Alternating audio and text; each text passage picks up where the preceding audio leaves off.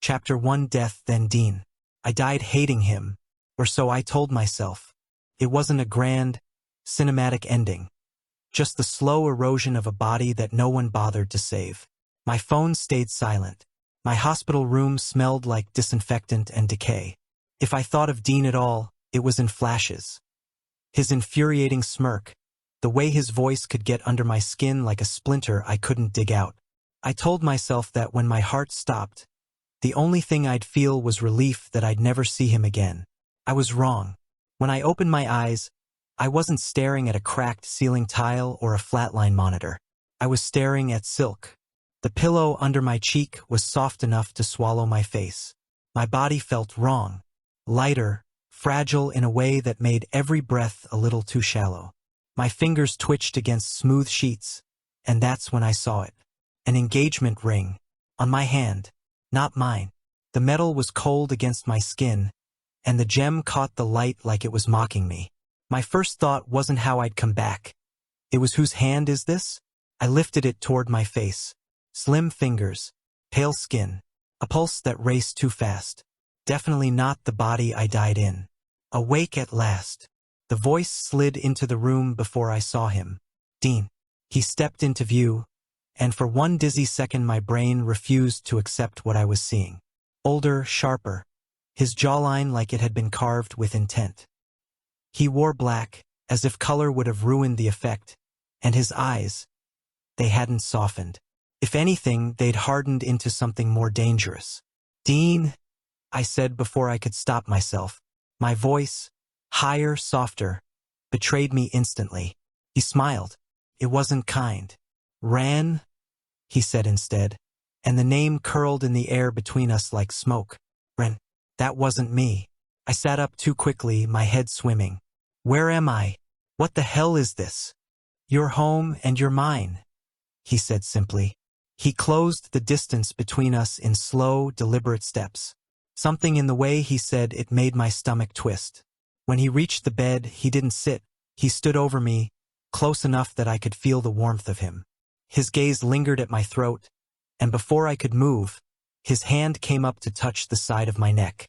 Not gently, not roughly either, just enough pressure to feel the outline of my pulse. Still delicate here, perfect for a collar, he murmured, as if cataloging the spot. I jerked back. Don't touch me. Don't? You're engaged to me, Ren. I'll touch you whenever I want. His eyebrow lifted. My chest tightened. I wanted to tell him I wasn't Ren, that I wasn't his anything, but my mouth went dry. His scent hit me then, faint but undeniable. Cedarwood and something sharper underneath, and Alpha's dominance wound into every molecule. My body reacted before my mind could catch up, a subtle shiver in my limbs. Dean noticed. Of course he did.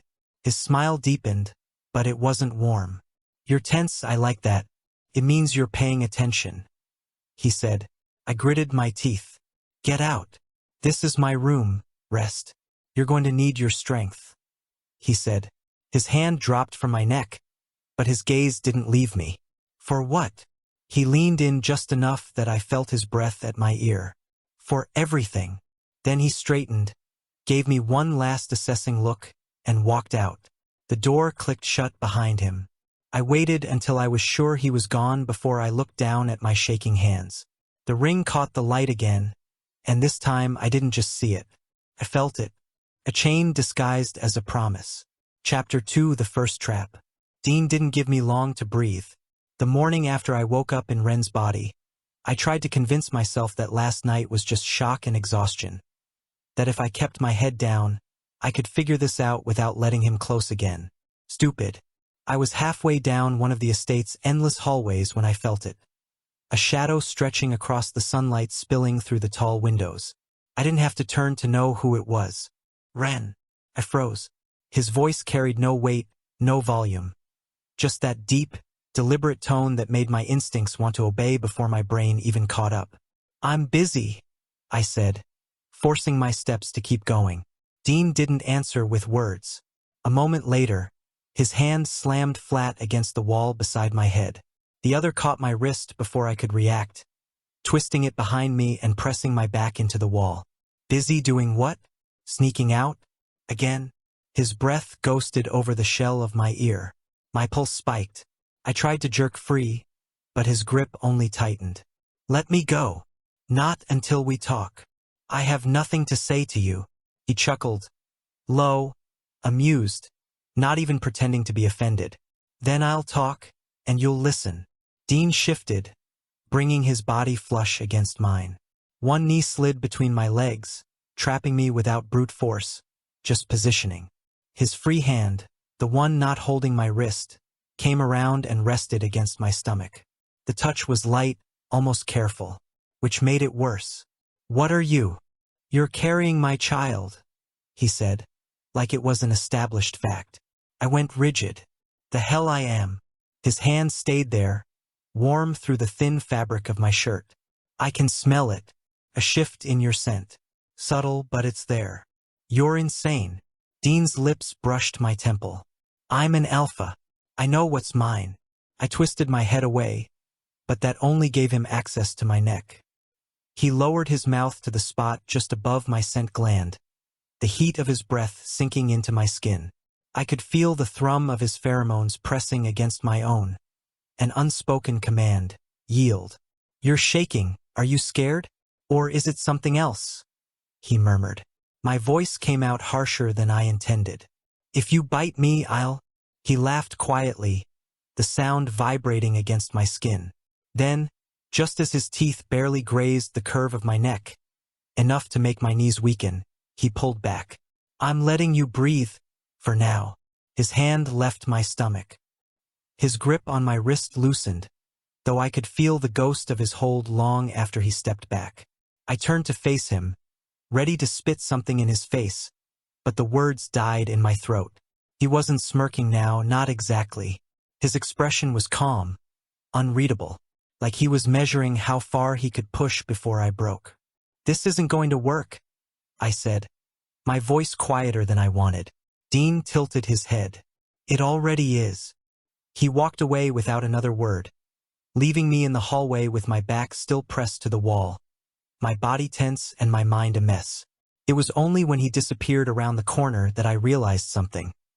My own scent had shifted, not like he said not pregnancy, but responsive, like my body was betraying me, feeding him exactly what he wanted to smell. The first trap wasn't that he touched me. It was that he'd made me notice. Chapter 3, The Velvet Cage. It didn't happen all at once. That was the worst part. If Dean had just locked me in a room and thrown away the key, I would have fought until my nails bled. I would have screamed. I would have found a way to break out. But he didn't do that. He made it feel civilized. The morning after our hallway encounter, I came downstairs intending to at least walk the perimeter of the estate. The air outside smelled clean, and I needed space from him. Space to think, to breathe without catching traces of his scent in every corner. The front doors were closed, but not locked. Not at first. Going somewhere? Dean's voice drifted down from the staircase, smooth as polished wood. I glanced up. He was leaning on the railing, still in his shirt sleeves, the faintest smudge of ink on his cuff as if he'd just stepped out of an office. He looked like he belonged on the cover of a business magazine, the kind where the headline reads Visionary Leader, not like a man who'd cornered me yesterday and murmured about putting his teeth in my neck. Just outside. I need fresh air, I said.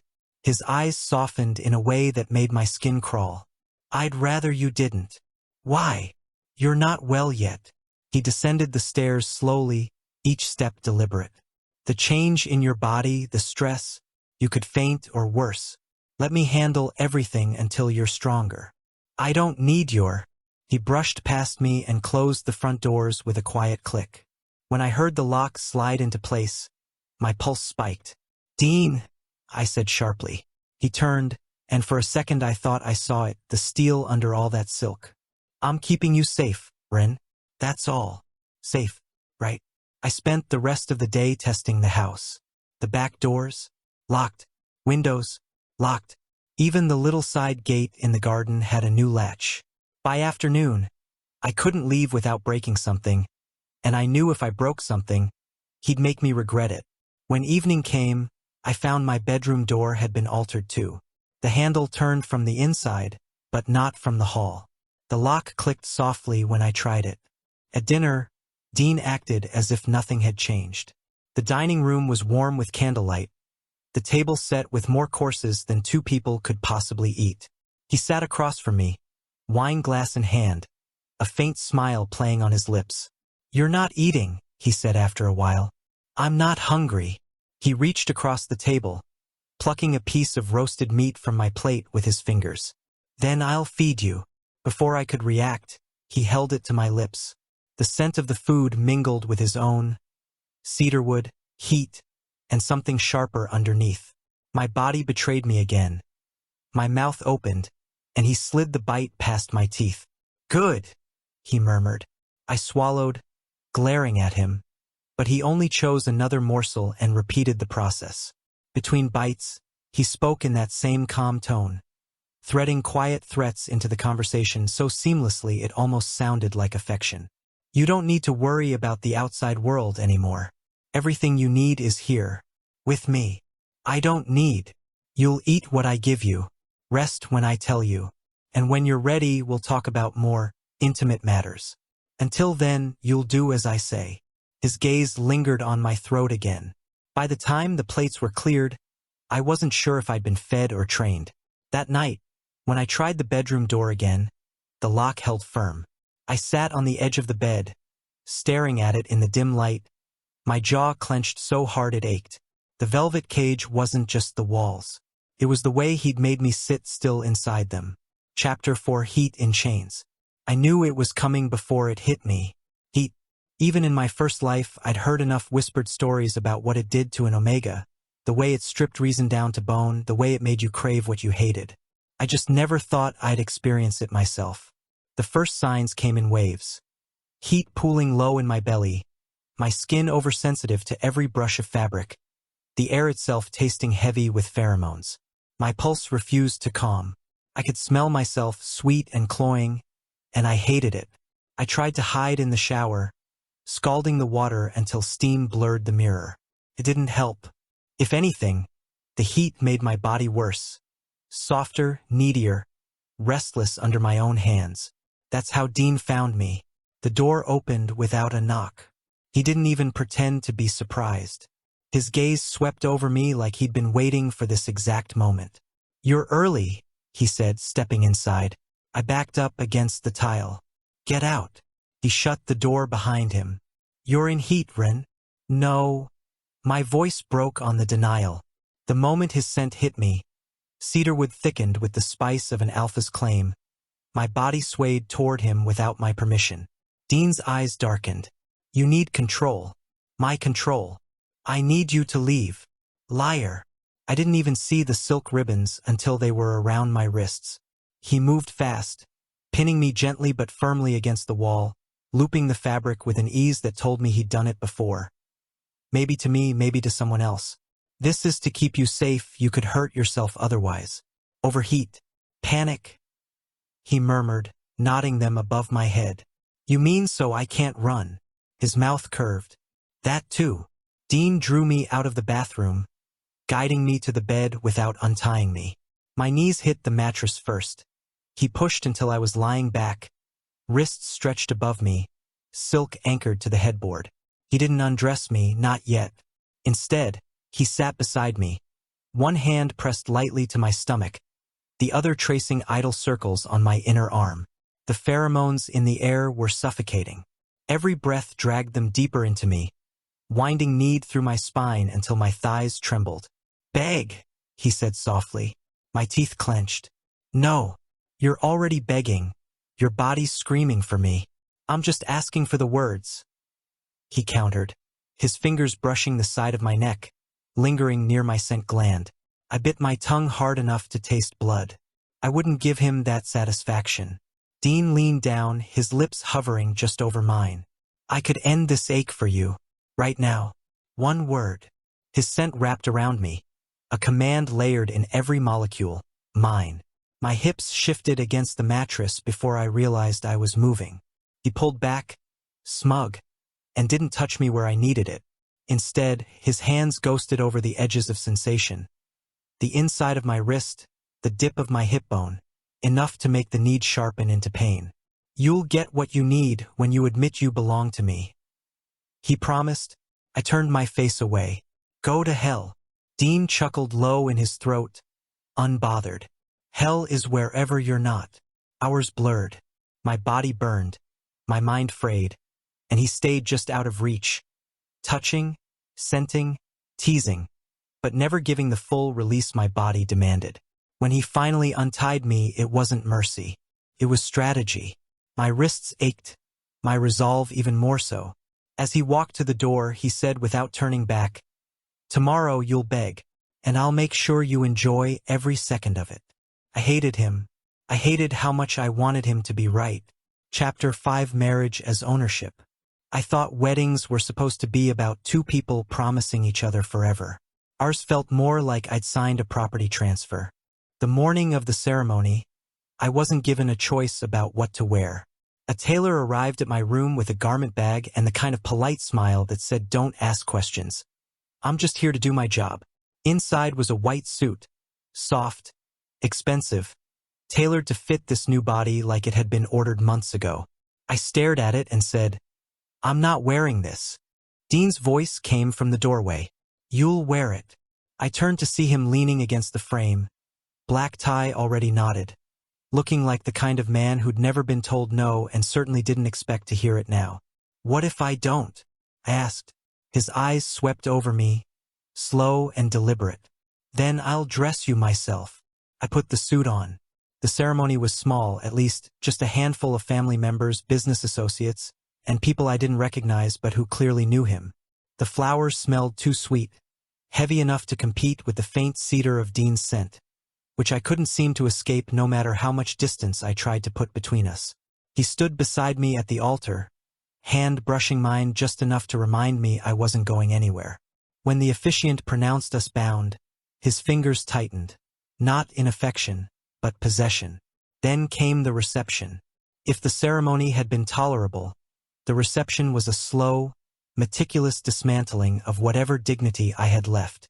Dean was the perfect host, polite, charming, generous with his smiles. He shook hands, accepted congratulations, and spoke to every guest like they were the most important person in the room. And under the table, his hand slid beneath my jacket. I stiffened instantly. "Stop it," I hissed under my breath. "Smile," he murmured without looking at me. I forced my lips into something passable while his fingers skimmed over my side, tracing idle shapes. My pulse hammered in my throat. I couldn't even shift away without it being obvious, so I sat there, trapped by etiquette and his unyielding touch. He continued his conversation with a man across the table, never once breaking his pleasant tone, even as his hand traveled lower. The contrast made my skin burn. His voice all polite diplomacy, his touch deliberate and claiming. "You're trembling," he said quietly, almost lost beneath the laughter of the guests. I ground my teeth. Because you're mine," he finished, the corner of his mouth tilting upward. I wanted to shove him away, to stand and storm out, but I could already hear the polite gasps, the whispered speculation. That was the trap. He'd made sure I wouldn't embarrass myself without also embarrassing him. When dessert arrived, his hand retreated, only to rest on my knee instead. The pressure was light, but the message was the same. Still mine. By the time the last guest left, my muscles ached from tension. Dean escorted me back to our room, his palm at the small of my back like a gentleman. Once the door shut, he dropped the pretense. "Perfect evening, you were beautiful," he said, untying his tie. "I'm not your display piece." His gaze locked on mine, sharp enough to cut. "You're my spouse, my partner, my property." I swallowed hard. "That's not the same thing." "It is to me." He stepped close, so close I could feel his breath at my cheek. "You'll learn to stop fighting me in public. And in private." His hand cupped my jaw. "You'll stop fighting altogether." I didn't answer, not because I agreed, but because I knew he'd enjoy the argument too much. That night, when I lay in bed beside him, I kept my eyes on the dark ceiling. His arm was draped loosely over my waist, the weight of it both heavy and inescapable. Marriage, I realized, wasn't the start of something new. It was just another lock on the cage. Chapter 6. The Flat Belly Lie. Months passed. Days blurred together in the estate. My world reduced to walls, locked doors, and the rhythm of Dean's control. He never once let me out unaccompanied. Never once gave me the satisfaction of winning an argument. But in all that time, despite everything he'd claimed, my belly stayed flat. That fact gnawed at me, because the morning after he first cornered me, he touched my stomach and told me I was carrying his child. That lie had been his favorite leash. You need rest for the baby? You shouldn't stress yourself. You'll thank me later. And I'd believed him, at least for a while. Enough to stay cautious, to avoid risking myself in ways I might have otherwise. But eventually, I couldn't ignore the truth staring back at me in the mirror. I waited until dinner to bring it up. He was halfway through a glass of red wine, his posture perfect, his eyes glinting in the warm light. I set my fork down, appetite gone. I'm not pregnant. Dean didn't look surprised. He took another slow sip before answering. No, you're not. My pulse spiked.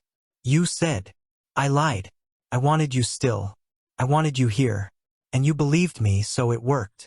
He set the glass down gently, the stem clicking against the table.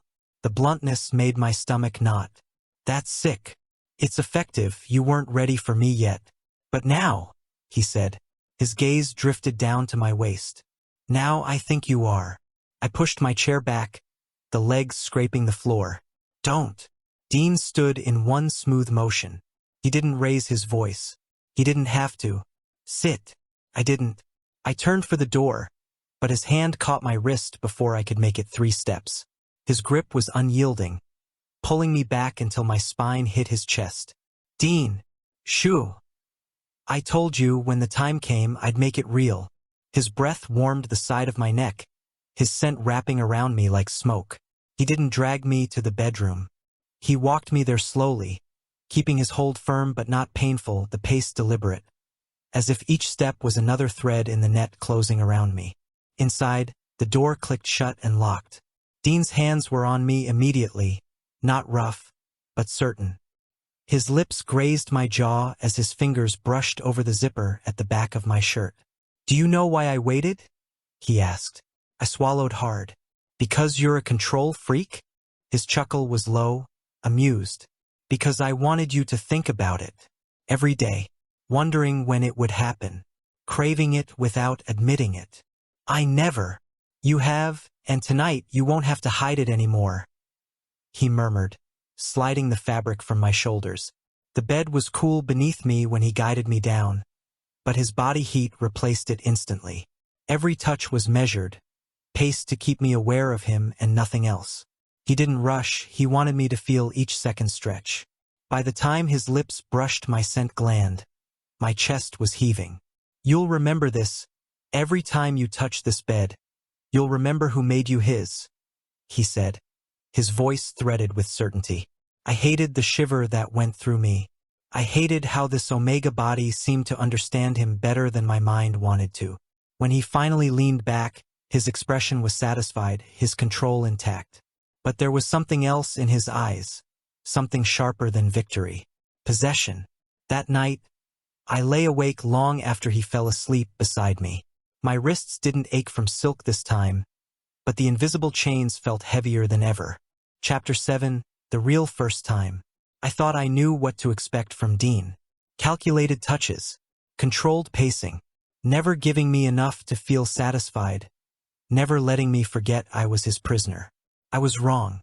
That night, he took his time like it was an art form. I was in bed, lying on my side, trying to pretend I was asleep when I heard the lock click. His footsteps were soft but deliberate, carrying that faint shift in the air that meant his scent was growing stronger. Run, he called. I didn't move. Dean's weight dipped the mattress, and a second later, silk slid around my wrists. He tied them together in front of me this time, not to restrain me from escape, but to remind me I wasn't in control. You could have asked, I muttered. I like the way you look when you're bound, he replied, as if that explained everything. Then the blindfold. Soft fabric over my eyes, shutting out the room, making the rest of me feel too aware. Without sight, scent became everything. His cedarwood and spice closed in, curling into my lungs, wrapping tight around the frantic beat of my pulse. My body betrayed me instantly. My breathing quickened, my skin prickled with heat. Dean's fingers brushed my jaw, tracing down the line of my throat, lingering over my scent gland. "Do you know what I'm going to do to you?" "I don't care," I lied. He laughed quietly. "You care. You've been waiting for this." His mouth followed the path of his hand, ghosting over my skin, not biting, not claiming. Just close enough to make every nerve stand at attention. Pheromones pressed against mine, coaxing instead of demanding. It was infuriating. It was addictive. I turned my head away, but his hand caught my chin, gently but unyieldingly bringing me back to face him. "Don't hide from me," he murmured. "You'll miss it." Every touch after that was maddening in its precision. His fingertips skimmed down my sides, his palm resting just at the curve of my hip before retreating. His lips brushed my shoulder, then my chest, then stopped just when my breathing hitched. "You're losing your mind, aren't you?" he said softly, almost fond. "Go to hell," I breathed, but it didn't sound convincing. Not when my voice cracked like that. He moved lower, his scent thickening until it felt like my body wasn't mine anymore. Heat pooled in my stomach, every inch of me tuned to him, to whatever he'd decide to give next. "Dean," I started, but his hand covered my mouth. "Shoo, just feel." He didn't rush. Every minute stretched long, every sensation heightened by the blindfold and the steady pulse of pheromones in the air. He teased me past the point of coherent thought, pulling back every time I reached for the edge, forcing me to stay in that unbearable space between. When he finally gave in, when he finally took me, it wasn't the force I'd braced for. It was slow, deliberate, almost reverent. His breath stayed at my ear, his voice a constant murmur of words I couldn't fully process, except for the ones that repeated over and over, "Mine, mine, mine." But he didn't mark me. I felt the hesitation, the pause where he could have bitten down and sealed it forever, but instead he pulled back, pressing a kiss to the gland instead. "When you beg for it, I'll make it forever," he whispered. When the blindfold came off, my vision blurred with the aftershocks. My wrists were free, but I didn't move, couldn't. He watched me for a moment, unreadable, then left the bed without another word. I lay there in the dark, trembling, my body still humming with everything he'd done, and everything he hadn't. And I hated that I already knew I'd be thinking about it for days. Chapter 8, Past Pain and Power. Couldn't sleep. Every time I closed my eyes, I felt his breath against my neck again, the weight of his hand, the echo of his voice whispering mine. It didn't help that I could smell him on my skin. Even after a shower, his cedar and spice clung to me like a brand. And that was the problem. In this body, my instincts didn't know how to tell the difference between fear and want. Some nights, my mind would try to distract me by going somewhere else entirely. But more often than not, somewhere else meant before. Before this body. Before the ring. Before he ever got his hands on me. Before I died. I remembered being 20, cocky and stupid, cornering him in a locker room. Dean had been quieter back then, still sharp-eyed, but smaller, softer. He'd been one of those people who never fought back unless pushed to the very edge. I made it my job to push him. "Stay out of my way," I told him once, shoving him into the lockers so hard the metal rattled. I told myself it was because I didn't like the way he looked at me, like he saw too much. The truth was uglier. I didn't like the way I looked at him. He never raised his voice, never called me out. He just watched me, like he was collecting something I didn't understand yet. Now I did. The sound of metal on metal pulled me out of the memory. My eyes opened to find Dean standing over me in the present, the dim light glinting off the handcuffs he held. "What the hell?" "Safer this way," he said, as if that explained everything. I sat up. "For who?" "For you. You thrash in your sleep. I don't want you hurting yourself." "That's..." The cuffs clicked around my wrist before I could finish. He secured the other end to the headboard, leaving just enough chain for me to sit up but not enough to leave the bed. "You're insane," I said. Dean's lips curved faintly, but his eyes stayed cold. "If I were insane, I'd keep you chained all the time." My pulse kicked up, though I refused to show it. "And this isn't all the time? This is temporary. You're safe here. From yourself. From anyone else. And I'm here to make sure of it." He sat on the edge of the bed, leaning in close enough that I could feel the heat from his body. "You mean you're here to make sure I can't leave?" He didn't deny it. The scent coming off him was subtle tonight. Not the heavy press of dominance he used when he wanted to break my defenses, but something calmer. It was almost worse because it made me aware of how close he was without drowning me in it. He reached out, brushing my hair back from my face like it was an act of care instead of control. "You used to look at me like I was nothing, now you can't look away," he said. I met his gaze, forcing my voice to stay steady. "What?" He looked me in the eyes. "Am I wrong, Ren, or would you rather me called you Jensen?" That question hit me so hard. How do you know about me being Jensen? Did you know this every time?" He smiled. "Well, I wouldn't touch you if you were Ren. But I knew the moment I saw you that you are not the Ren I knew. But everything about you screamed a name of one person, and that's Jensen. So, am I right?" I was out of words from the shock, but then I asked, "If you knew that I'm Jensen, then why claim me like this? You know I'm an alpha, and how much hate you and how much I hate this. I'm not some kind of a delicate love-seeking omega. Yeah, you were an alpha, but now you are not. You are in this body, this fragile, weak omega body, where I can do anything I want. And the truth is, you will willingly crave all of them, because that's how your omega body reacts." I wanted to argue, but I couldn't because the thing he said is true. Now, this body crave his touch so much to the point I can't even control. And the worst of all is how much I crave him. "Good night, Ren," he murmured, as if we were just another married couple going to bed. He stood, turned off the light, and left me there cuffed to the headboard. The darkness felt thicker than usual. Somewhere in the quiet, I realized that in both lives, the one I'd wasted hating him and the one I was trapped in now, Dean had always been watching. And he'd been patient enough to wait until I couldn't run anymore. Chapter 9, Jensen's Hollow Heart. I'd never been good at wanting things. When you grow up in an orphanage, wanting only makes the days feel longer. You learn not to think about what you can't have. A toy that's just for you. A room where no one touches your stuff. Someone to call when the night feels too big. I told myself I didn't need any of it. I told myself I was fine. Dean didn't believe that for a second. The first time he brought me something, I didn't even understand it was meant as a gift. A small, lacquered box, smooth and heavy in my hand. I turned it over, half expecting it to be locked. "It's yours," he said, leaning against the doorframe like he had nowhere else to be. "What for?" I asked. He shrugged. "You looked like you needed somewhere to keep things. Personal things." I snorted. "What things?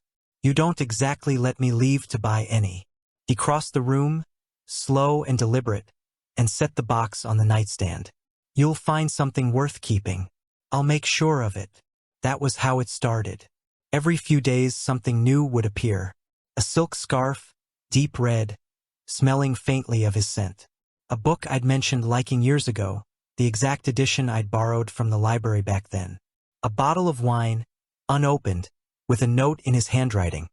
"For when you're ready to share a drink with me." They weren't just things. They were traps. One night, I sat on the bed with that scarf in my hands, running the fabric between my fingers. I hated that it felt good against my skin. I hated that I could remember the way his fingers had lingered when he tied it around my neck the first time. He walked in without knocking. His eyes went straight to my hands. "You like it." "I didn't say that." "You didn't have to." He stepped closer, stopping just at the edge of the bed. "Everything I give you is because I want you to have it. Not because you've earned it. Not because you owe me." "Sounds like you're saying I don't owe you anything," I said, hoping he'd confirm it. But he only smiled. "No, I'm saying the gifts aren't payment. They're chains you don't want to take off." I dropped the scarf on the bed like it burned. You think I'm going to let you buy me? I think that you're already letting me keep you, he said, his voice lower now. I didn't answer, because the truth was he wasn't wrong. The room went quiet except for the sound of his breathing, steady, controlled, like always. Then he reached out, brushing the hair from my face the way he did when he wanted me still. You never had someone who gave you things without taking them back.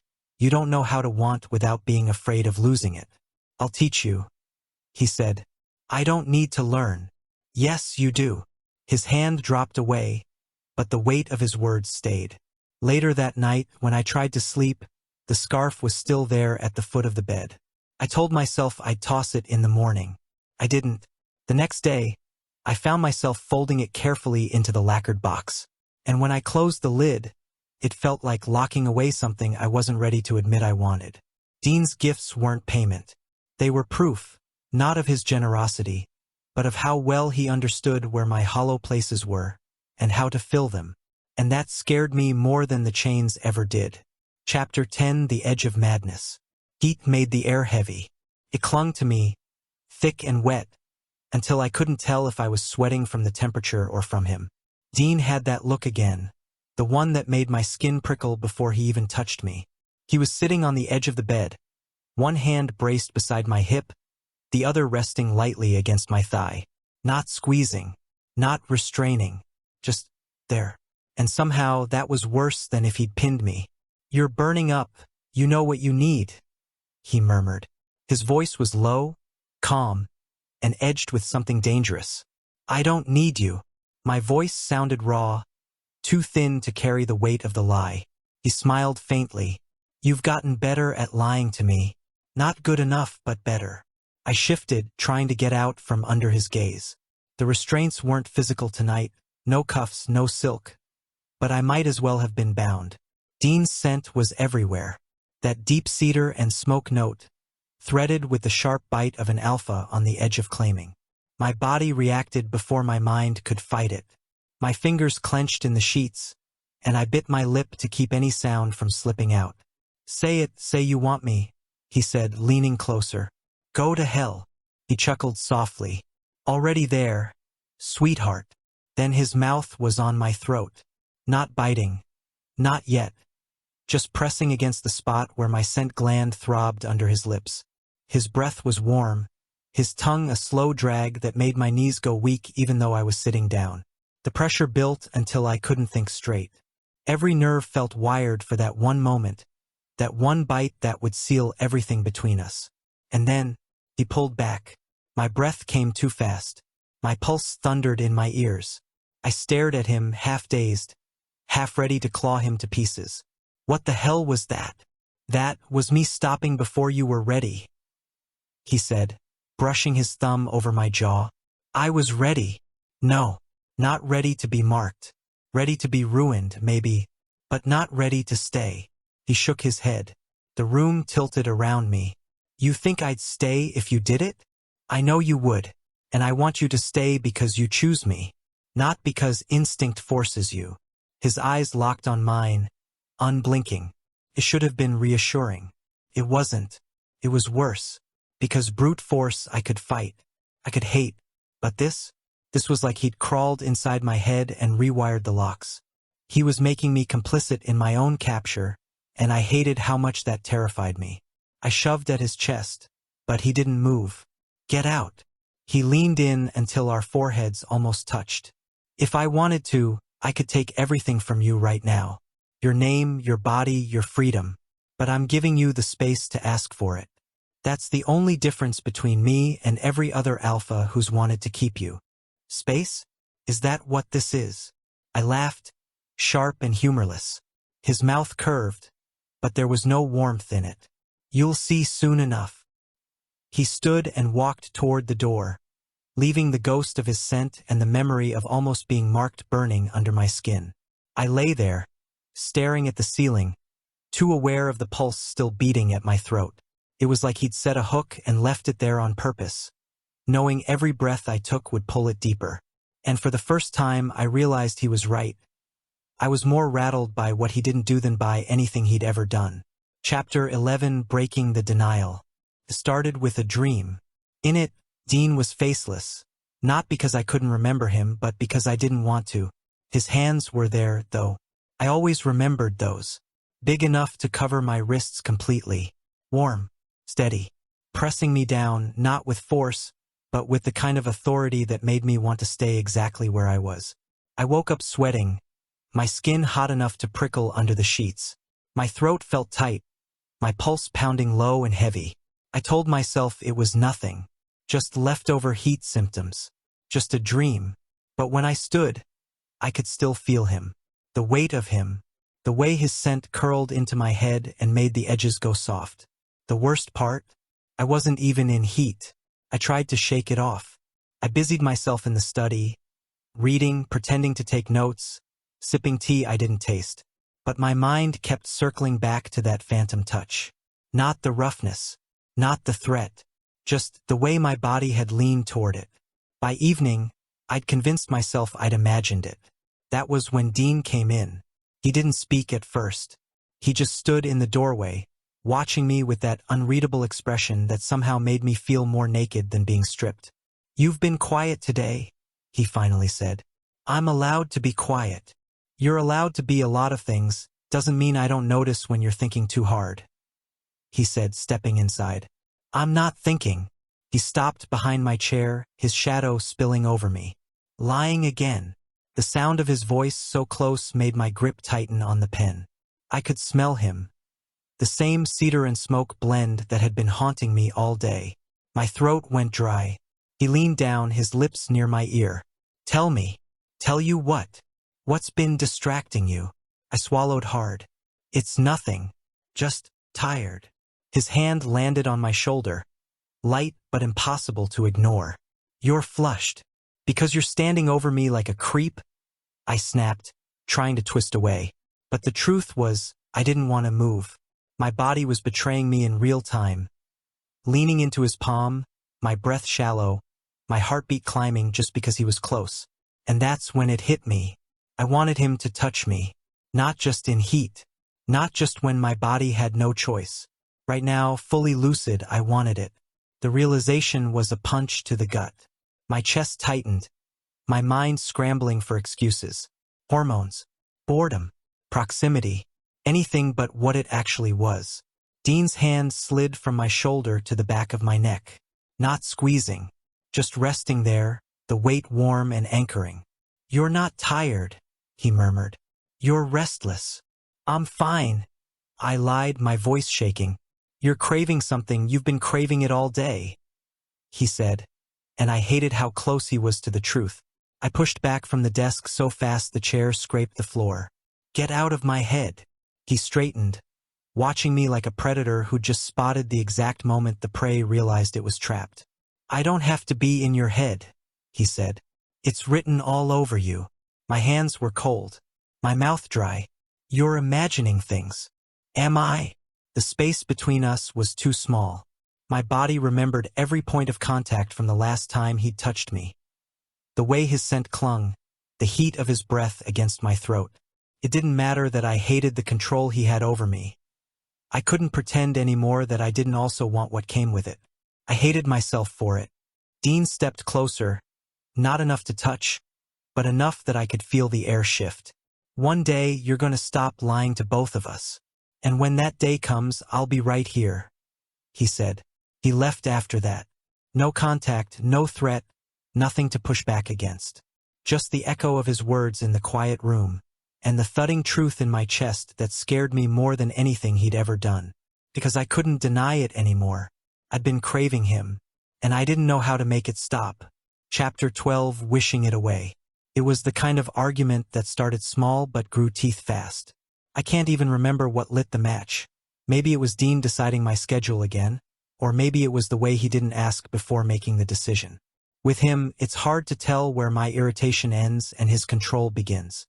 All I know is we were standing in the sitting room, me with my arms crossed, him blocking the only door, and I was tired of feeling like a caged animal. "You can't keep doing this," I snapped.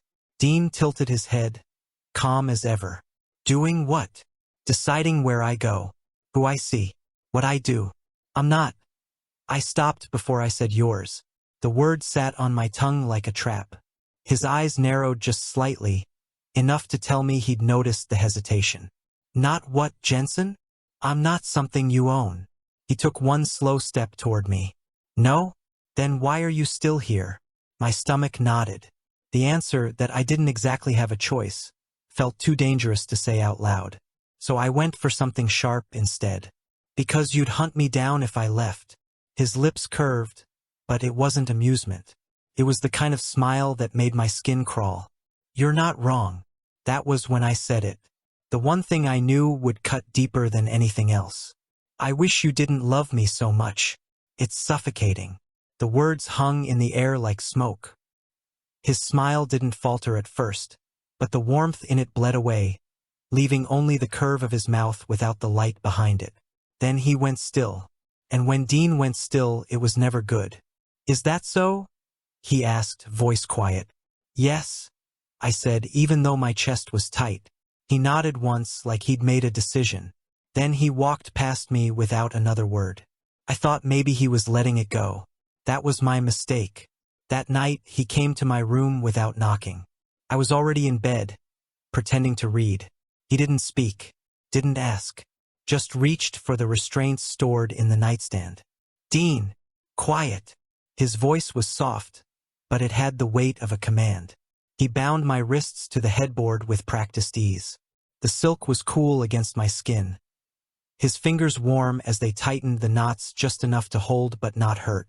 Then he stepped back, his gaze moving over me in that slow, deliberate way that made me feel both exposed and invisible. I waited for the rest, the touch, the heat, the kiss that usually followed. But nothing came. He sat in the armchair across from the bed, his posture relaxed, legs crossed, hands folded loosely in his lap. And he just watched me. The silence stretched.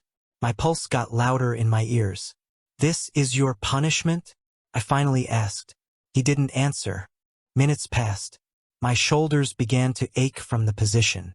My breathing grew uneven, not from discomfort, but from the sheer weight of his gaze. I shifted, the silk sliding over my skin.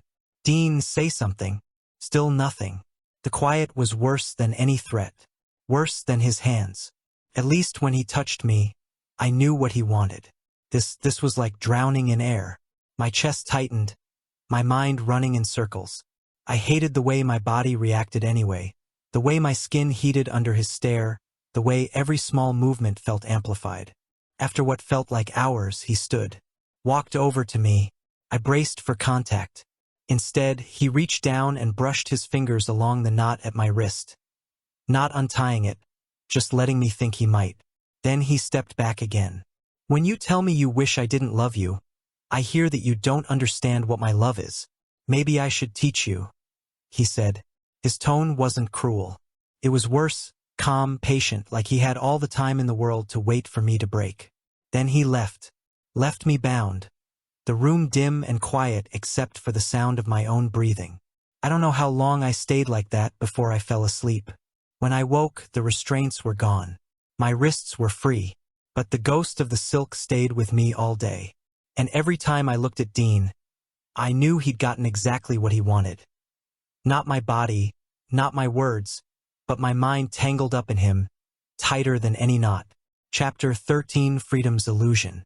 When Dean told me I could leave for the night, I didn't believe him at first. We were in the breakfast room. He was buttering toast like it was the most important task in the world. I was across the table, still half asleep, nursing my coffee and bracing for whatever control play he had in mind today. You can go out wherever you want. No curfew, he said. I almost laughed. What's the catch? No catch. Sometimes a man just wants to see if his wife comes home on his own. He placed the toast on his plate, cut it neatly down the middle. I stared at him. You think I won't? I think that no matter where you go, you'll be thinking about me. And you'll come back. Because you want to. He said, eyes lifting to meet mine. The arrogance was infuriating. And worse, part of me wanted to prove him wrong. Fine, don't wait up, I said, pushing back from the table. The world outside the estate felt different. Like the air was sharper, cleaner. I wandered the streets for hours, buying small things I didn't need. A cheap scarf, a slice of cake from a corner bakery. For the first time in months, no one was watching me. No locked doors. No hand guiding my movements. I should have felt free. Instead, there was a strange emptiness in my chest. I kept catching myself glancing over my shoulder, expecting to see Dean's shadow following me. My ears strained for the sound of his voice, low and certain, telling me to come home. By the time the sun went down, I was sitting on a park bench with my phone in my hand. The logical part of me said to enjoy the night, stay out, push his limits. But my thumb hovered over his name in my contacts like it was magnetic. I didn't call, didn't text. I forced myself to wander the streets a little longer before finally heading back to the small apartment I'd rented in town years ago. One Dean didn't even know about. I told myself I'd sleep there, that I'd wake up without him and feel relief. Morning came. I didn't get the relief. Instead, I woke to the soft sound of footsteps, too quiet for anyone but him. My heart stuttered even before I opened my eyes. Dean was standing in the doorway, coat still on, gloves in one hand. His expression was unreadable. How did you? He cut me off. Keys, Jensen. I have them to every place you've ever lived. Did you think I wouldn't? I sat up, pulling the blanket around me like it was armor. You said I could go. I did. I never said you could stay away. He walked in, closing the door behind him. That was when it hit me. The permission had never been real. The freedom wasn't a gift. It was bait. Before I could move, he was at my side, his gloved hand catching my chin and tilting my face toward his. His touch wasn't rough, but it was absolute. You came here instead of home. That's disappointing, he murmured. I needed space. He smiled faintly. And now you'll get none. The kiss that followed wasn't tender. It was slow, deliberate, the kind that pressed ownership into your bones. His other hand cupped the back of my neck, keeping me exactly where he wanted me. I could feel the leather of his gloves against my skin, cool and unyielding. When he pulled back, his breath was warm against my cheek. Next time, Jensen, you'll remember that the only place you can go is where I take you. Then he took my wrist and pulled me to my feet, leading me out of the apartment without a backward glance. Back at the estate, the doors locked behind us with a soft click. I told myself I should be furious, that I should fight. But when I caught sight of him from the corner of my eye, relaxed, confident, absolutely certain I belonged here, I realized I was already home. And that was the worst part. Chapter 14, the mark you ask for. Heat always came like a thief. Quiet, then sudden, stealing my balance before I even realized it was here. By the second day, my skin felt too tight for my body. My breath came uneven. The silk sheets clung to me like they knew. Every inhale carried Dean's scent, heavy and rich, threaded into the air of the bedroom. I'd been avoiding saying it out loud for hours. When he finally came in, the late afternoon light cutting gold along his shoulders, I was half curled against the headboard, fists clenched in the bedding. He shut the door with that maddening calm of his. Jensen, you're fighting it.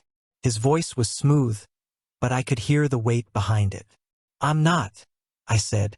He came to the edge of the bed, sitting on the mattress so it dipped beneath his weight. His hand found my ankle, sliding up slowly, deliberately, until it rested just above my knee. You're sweating. Your pulse is quick. Say it. He tilted his head, watching my face. I shook my head. No. Dean's mouth curved. Then I'll wait. And he did. He leaned back against the headboard beside me, one hand tracing lazy shapes over my thigh. The scent of him was everywhere now. Sharper, coaxing, designed to strip me down without a single touch more than I'd already given him. By the time I finally turned my head toward him, my voice was shaking. I want you to mark me. His brows lifted just slightly. Ask properly. Dean. No. You're going to say it like you mean it. He reached for the silk ties on the bedside table, holding them loosely in one hand. And you're going to say it again and again until you sound desperate enough for me to believe you. The heat in my veins flared at the sight of the silk. I swallowed hard. Mark me. He didn't move. Not even close. My breath came faster. Dean, please mark me. Better. He caught my wrists and guided them above my head, tying them to the headboard with maddening precision, his fingers brushing my skin just enough to make my breath hitch. When he was done, he sat back to look at me, restrained, flushed, sent all but screaming for him. Again. Mark me. Please. I need you to. My voice cracked this time. He leaned forward, pressing a kiss to the inside of my wrist, then my throat, his lips trailing heat but never quite touching where I wanted them. His scent coiled tighter around me, pulling me under. Say it once more, he murmured against my skin. I broke then. Dean, please, mark me, claim me, make me yours. The change in him was instant. His hands slid into my hair, tilting my head back, his mouth finally brushing my scent gland. My whole body shivered. When his teeth sank in, it wasn't gentle. It was possessive, a sharp, perfect ache that sank deep into bone. My breath caught, and for a second I thought I might break entirely. He held me through it, mouth pressed to my skin until the bite was sealed, his scent flooding me so completely I couldn't tell where mine ended and his began. When he pulled back, his thumb stroked over the new mark. There, he said quietly, almost to himself. Now everyone will know you're mine. I should have felt caged. Instead, I felt steady, grounded, like I'd been untethered for too long and had finally been tied down where I belonged. Dean kissed my temple, untying my wrists with slow care. Next time, I'll make you ask sooner, he said, and I believed him. Chapter 15, Twisted Peace. Pregnancy had a way of slowing me down. Not in the gentle way I'd seen in movies, but like moving through warm water while someone's eyes were always on me. Dean's eyes. Some days he touched me less, like he was afraid of breaking me. Other days, he'd drag silk across my wrists and murmur that a little restraint would keep me calm, and I'd let him. Not because I had to anymore, but because sometimes I wanted to. The nursery was already finished, though I hadn't picked a single thing in it. Dean had chosen every color, every piece of furniture, every blanket. One night, while I sat cross-legged on the bed folding tiny onesies, Dean came in with 2 glasses of warm milk. He handed me one and sat beside me, his thigh pressed against mine. You've been restless, he said, like it was a diagnosis. I've been pregnant, I corrected. His mouth curved faintly, but his eyes stayed on my face. He repeated, as if that was the only word that mattered. Want me to fix it? I arched a brow. Your version of fixing usually involves leather or a locked door. He didn't deny it. You've never complained after. I hated that he was right. When I didn't answer, he reached for my wrist, his fingers warm and sure. Not tonight. I just want quiet, I said. His hands stilled, then retreated without argument. That was new. We sat in silence for a few minutes, sipping milk. He watched me like I might shatter, and I realized I didn't feel trapped anymore. Not exactly. Bound, yes, but the rope was one I'd taken in my own hands. I set my glass down and leaned back against the headboard. Dean, if you ever lock me up without asking, I'll leave, I said. His gaze sharpened. And if you ever leave, he said without hesitation, I'll drag you home.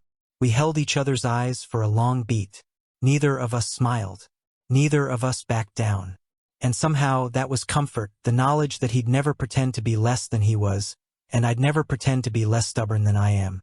Later, when I lay curled on my side, he slipped behind me, one hand on the swell of my belly, the other loosely holding my wrist.